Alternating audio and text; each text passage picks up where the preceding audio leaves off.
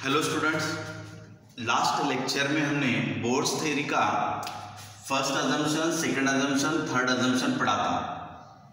आज हम लोग पढ़ेंगे कि अगर इलेक्ट्रॉन सर्कुलर ऑर्बिट में घूम रहा है तो इसकी वेलोसिटी फाइंड आउट करो। अब हमें ऑर्बिट में घूमने वाले इलेक्ट्रॉन की वेलोसिटी निकालना है, तो ये कैसे निकालोगे? बोहर्स थ्योरी का फर्स्ट अजम्पशन आप लिखोगे।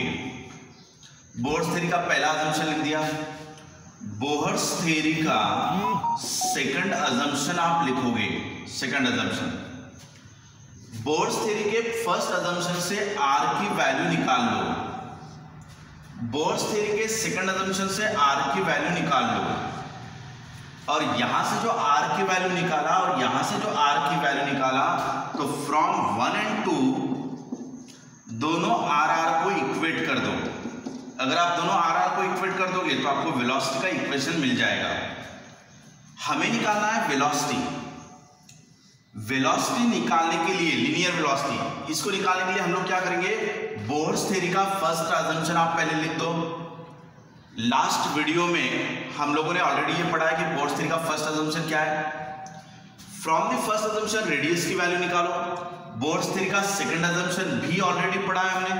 सेकंड अजम्पशन लिखो, उससे आर की वैल्यू निकाल लो।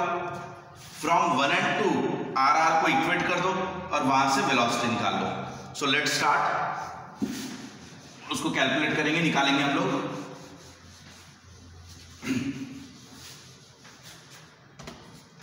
स्टेप 1, बेटा according to Bohr's first assumption centrifugal force mv²/r और electrostatic force is 1/4πε0 Ze²/r²। Electron circle में घुमा तो बाहर सेंट्रीफ्यूगल, अंदर electrostatic force. So mv²/r equal to 1/4πε0 Ze²/r²। This is the first assumption of Bohr's theory. यहां से आप एक आर कैंसिल हो जाएगा। सो हमें mv² इक्वल टू 1/4πε0 Ze²/r ऐसा गया। इस टर्म को और इस टर्म को, इसको इधर ला लो, इसको इधर ला लो। सो r इक्वल टू कितना मिलेगा? Ze²/4πε0 mv²। या r निकाल लिया। बोहर्स थ्योरी का फर्स्ट अजम्पशन लिया। बोहर्स थ्योरी का फर्स्ट अजम्पशन क्या था? इलेक्ट्रॉन सर्कल में घूम रहा है तो बाहर centrifugal, minus plus attract each other by electrostatic force. So centrifugal force is balanced by electrostatic force. So from the first assumption find the value of radius. ये पहला निकाल लिया। क्लियर? स्टेप 1। अब बेटा आपको r कितना मिला? r equal to Ze²/4πε0 mv²। Clear?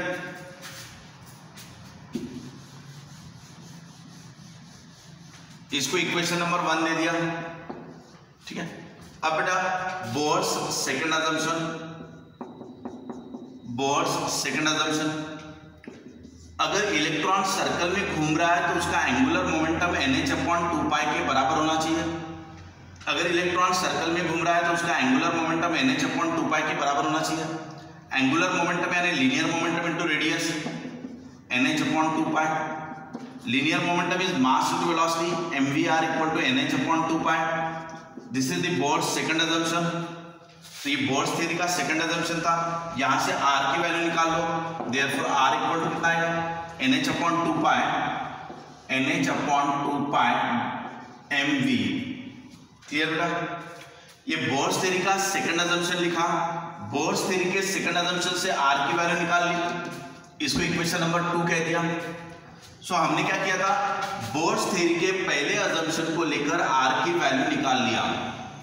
Bohr's theory का सेकंड अजम्पशन यूज करके r की वैल्यू निकाल लिया। अब आप कर दो फ्रॉम 1 and 2। From 1 and 2। अब ये r की वैल्यू क्या है? r को इक्वेट कर दो। ये कितना है बेटा? Ze²/4πε0 mv²। यहां से आपके r की वैल्यू कितनी है? nh/2π 2 पाई mv। अब यहां से कैंसिल क्या होगा आपका, पाई पाई कैंसिल हो जाएगा, mm कैंसिल हो जाएगा, vv कैंसिल हो जाएगा, और ये 2 है तो ये 2 आ जाएगा, यानी क्या बचा ZE square upon twice epsilon not v equal to NH। तो यहां से का v निकालना है हमको, तो v इक्वल टू कितना आ जाएगा फिर, देयरफॉर v इक्वल टू, इसको इधर ला लो, इसको इधर ले लो और इसको इधर ले लो, सो v ZE square upon twice epsilon not NH। सो ये आपको वेलोसिटी मिला, ZE square upon twice epsilon not NH। और एक बार देख लो बेटा,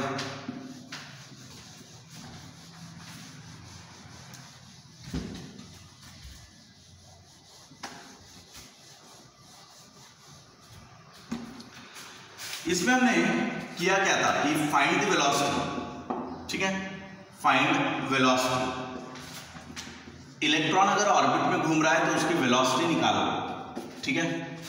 तो हमने क्या किया, बोर्स का फर्स्ट अजम्पशन लिखो, उससे r की वैल्यू निकाल लो, बोर्स का सेकंड अजम्पशन लिखो, उससे r की वैल्यू निकाल लो, फ्रॉम 1 and 2 कर दो, फ्रॉम 1 and 2 r को आप इक्वेट कर दो, सो r को इक्वेट कर दोगे तो आपको वेलोसिटी मिल जाएगा। क्लियर, वेलोसिटी का फॉर्मूला कितना मिला, ZE square upon twice epsilon not NH, ये आपका फॉर्मूला मिला। Now what is this Z? Z is the atomic number of nucleus, means number of protons. Charge on electron कितना होता है बेटा, 1.6 × 10⁻⁻19 कूलम। H की वैल्यू क्या होती है, Planck's constant, H is the Planck's constant 6.63 × 10⁻34 joule second. Epsilon naught की value क्या होती है, permittivity of free space, that is 8.85 × 10⁻12। तो एप्सिलॉन नॉट की वैल्यू पुटअप करो, H की वैल्यू पुटअप करो, E की वैल्यू पुटअप करो, सभी वैल्यूज पुटअप करने के बाद V का फॉर्मूला मिलेगा 2.2 × 10⁻6 Z divided by N, metre per second. तो ये फॉर्मूला मिला।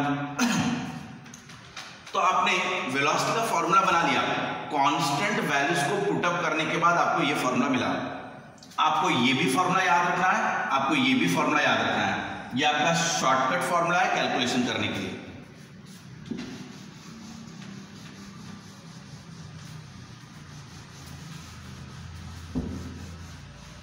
अब इधर ध्यान दो बेटा,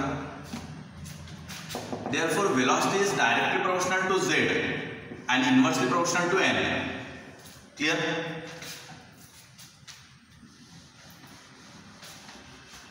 अगर हम लोगों ने एक एग्जांपल ऐसा लिया, एग्जांपल ये ले लिया lithium double plus.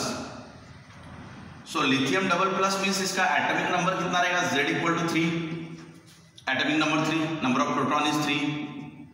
Z means what? Atomic number. Atomic number means number of proton. For lithium atom, atomic number is 3. ये पहला ऑर्बिट, ये सेकंड ऑर्बिट, ये थर्ड ऑर्बिट। सो एक इलेक्ट्रॉन ये वाला ले लो, एक इलेक्ट्रॉन ये वाला ले लो, ठीक है। इन दोनों के वेलोसिटी को कंपेयर करो, इसकी वेलोसिटी v2 है, इसकी वेलोसिटी v1 है, दोनों को कंपेयर करो। तो यहां से रिलेशन क्या आएगा, velocity is inversely proportional to n, velocity is inversely proportional to n because Z remain same. इस इलेक्ट्रॉन के लिए भी Z इतना ही है, इस इलेक्ट्रॉन के लिए भी Z इतना ही है। सो Z क्या रहेगा आपका, कांस्टेंट। अगर आपका Z कांस्टेंट है तो ये लेने की जरूरत नहीं है। So velocity is inversely proportional to n। So v1 upon v2 equal to कितना आ जाएगा, n2 अपॉन n1। सो v1 अपॉन v2 कितना आ जाएगा, n2 इज 2 अपॉन 1। क्लियर?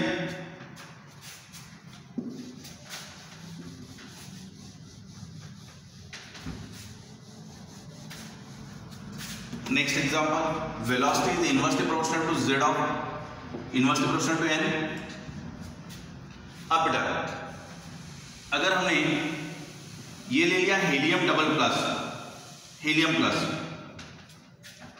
और ये ले लिया लिथियम डबल प्लस, ठीक है। यहां पे 2 प्रोटॉन्स रहेंगे, यहां पे 3 प्रोटॉन्स रहेंगे। अब इसका एक इलेक्ट्रॉन लिया हीलियम एटम का, इसका एटॉमिक नंबर कितना रहेगा, 2, नंबर ऑफ प्रोटॉन्स। लिथियम, इसका एटॉमिक नंबर कितना रहेगा 3, लिथियम का एटॉमिक नंबर 3, वही हीलियम का एटॉमिक नंबर 2, इसका भी सेकंड ऑर्बिट का इलेक्ट्रॉन, इसका भी सेकंड ऑर्बिट का इलेक्ट्रॉन। अब इसकी वेलोसिटी आप ले लो, वेलोसिटी ऑफ हीलियम, इसका ले लो velocity of lithium, lithium helium के एटम का इलेक्ट्रॉन, उसकी वेलोसिटी, ये velocity of electron in second orbit of lithium atom. Clear? अब आप रेशियो ले लो। सो यहां पर number of orbit remain same, so n is constant, so n आपका कांस्टेंट हो गया। So velocity, therefore velocity is directly proportional to z, therefore v1 upon v2 equal to z1 upon z2, therefore v1 upon v2 equal to z1 upon z2। So z1 is 2 और lithium के लिए, यानी ये किसके लिए हुआ, for helium, ये हुआ फॉर लिथियम। सो हीलियम का एटॉमिक नंबर 2, लिथियम का एटॉमिक नंबर, ये हीलियम का और ये लिथियम का, तो इसका एटॉमिक नंबर 2, ये इसका atomic number 3। Now next question,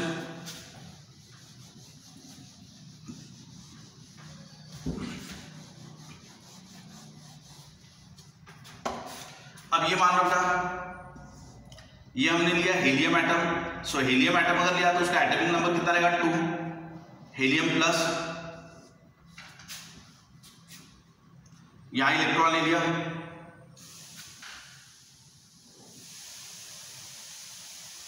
हम इलेक्ट्रॉन यहां पे ले लेते हैं,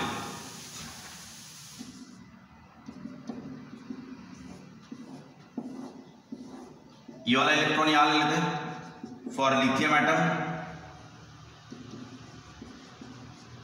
ये एक्साइटेड इलेक्ट्रॉन भी रह सकता है, ये भी इलेक्ट्रॉन, ये भी इलेक्ट्रॉन, कोई इलेक्ट्रॉन ग्राउंड स्टेट में, एक्साइटेड स्टेट में भी रह सकता है। अब ये लिथियम एटम ले लिया, लिथियम का एटॉमिक नंबर कितना होता है बेटा 3, हीलियम का एटॉमिक नंबर कितना है 2। सो Z आपका चेंज हो रहा है, यहाँ पे ऑर्बिट कितना लिया आपने, n1 इक्वल टू 2, ये वाला ऑर्बिट, इसके लिए फॉर हीलियम के लिए ऑर्बिट लिया आपने 2, इसका orbit 1 2 3 4, so n equal to कितना आ जाएगा 4, लिथियम एटम के लिए जो इलेक्ट्रॉन लिया उसके लिए। नाउ इसकी जो वेलोसिटी है उसको वेलोसिटी कह दो हीलियम के लिए, इसका वेलोसिटी जो है वो कह दो लिथियम के लिए।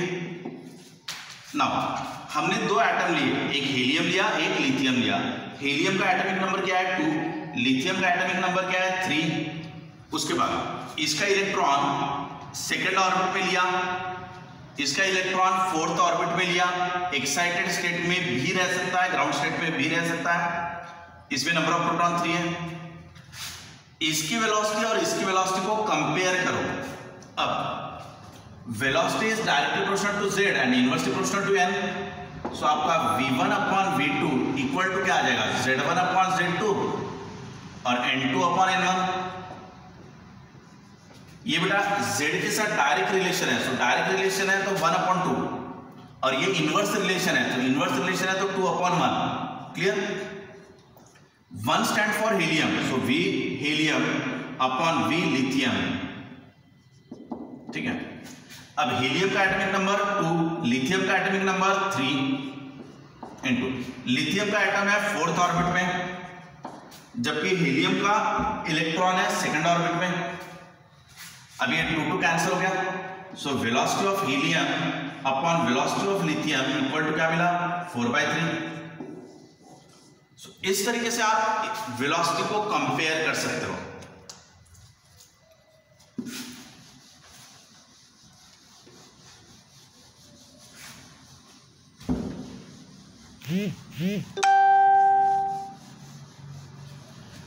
बेटा इसी तरीके से जिस तरीके से हमने वेलोसिटी निकाला, अब उसी तरीके से हम लोग रेडियस निकाल लेते हैं। ये रेडियस,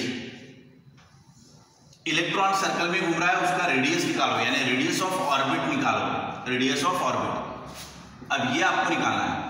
कैसे निकालोगे? बोर्ड्स थ्योरी का फर्स्ट अजम्पशन लिख दो। क्या है first assumption? mv² upon r equal to 1/4πε0 ze² upon r²। ये बोर्ड्स थ्योरी का फर्स्ट अजम्पशन। यहां से v की वैल्यू निकाल लो। ठीक है, बाद में बोर्स थ्योरी का सेकंड अजम्पशन ले लो। What is the second assumption? mvr equal to nh/2π। यहां से v की वैल्यू निकाल लो। सो बोर्स थ्योरी का फर्स्ट अजम्पशन लिया, वहां से v निकाला, सेकंड अजम्पशन लिया, वहां से v निकाला, फ्रॉम 1 and 2 कर दो, फ्रॉम 1 and 2। तो आप v को इक्वेट कर सकते हैं, v को इक्वेट कर दो, आपको रेडियस मिल जाएगा। हमें रेडियस निकालना है, रेडियस ऑफ ऑर्बिट। तो पहले अजम्पशन का इस्तेमाल करके v निकालो, सेकंड अजम्पशन से v निकालो, v को इक्वेट कर दो तो आपको r मिलेगा। r कितना मिलेगा? Epsilon not n square h square upon pi m z e square. कितना मिला बेटा फॉर्मूला r का? Epsilon not n square h square upon pi m z e square.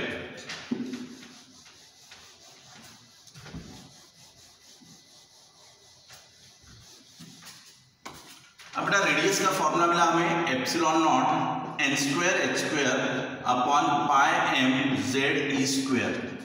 अब यहाँ पे देखो एप्सिलॉन नॉट की value 8.85 into 10 to the power -12, h की value 6.63 into 10 to the power -34 joule second. Electron पे charge 1.6 into 10 to the power -19, mass of electron 9.1 into 10 to the power -31 kg।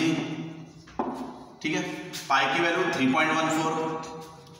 सो सभी constant की values put up करने के बाद r आ जाएगा आपका 0.529 n square by z। ये आपका आंसर एंगस्ट्रॉम यूनिट में रहेगा। 1 एंगस्ट्रॉम यूनिट यानी 10 to the power -10 metre, 1 angstrom unit यानी 10 टू द पावर -10 मीटर। हमने क्या किया? बोर्स थ्योरी का पहला अजम्पशन से v निकाला, बोर्स थ्योरी के सेकंड अजम्पशन से v की वैल्यू निकाला, v को इक्वेट कर दिया और v को इक्वेट करके हमने r का फॉर्मूला मिलाया। वो r का फॉर्मूला इतना है। सभी कांस्टेंट वैल्यूज को पुट अप करने के बाद ये हमारा शॉर्टकट फॉर्मूला बना। यहाँ पे ये आएगा आपका एंगस्ट्रॉम यूनिट में, 1 एंगस्ट्रॉम यूनिट यानी 10 to the power -10 metre. Next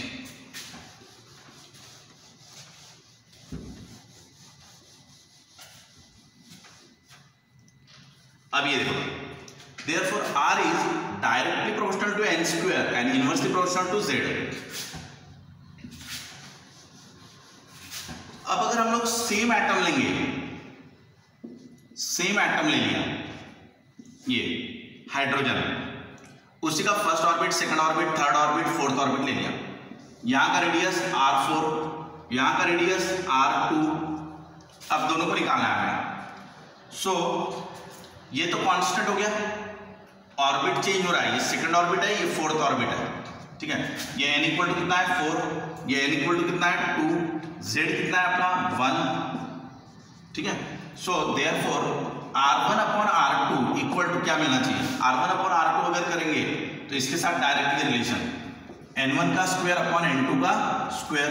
so r1 upon r2 equal to n1 बोले तो 2, ये 1 ये 2, सो 2 का स्क्वायर अपॉन 4 का स्क्वायर यानी कितना हो गया? ये 4 और ये 4 इंटू 4, ये 4 कैंसिल, सो 1/4 आ गया। So r1 upon r2, so r1 equal to, so r2 equal to कितना आ जाएगा? r2 equal to 4 times r1। So this will become 4 times this. So इस तरीके से आप ले सकते हो।